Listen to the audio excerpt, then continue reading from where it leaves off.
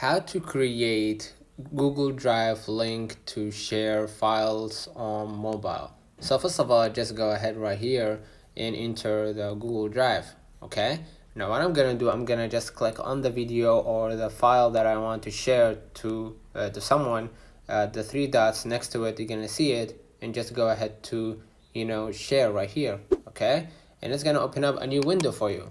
Just add the email, okay, of that person. Sorry, let me add the email, let's say, and after you add the name of that person, let's say for example this one, right? And then we're gonna just hit right here, forward it. Okay, now it says I'm sending an invitation to that person to see this file, right?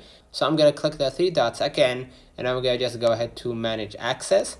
In the managing access, what I'm gonna do, I'm gonna just go ahead to right here, anyone with a link, and make sure that it is anyone with a link. Okay, and just copy the link right here and share it to that person. Let me know in the comments if this video helped you. Don't forget to like and subscribe, turn on the notification bell to receive every video we upload.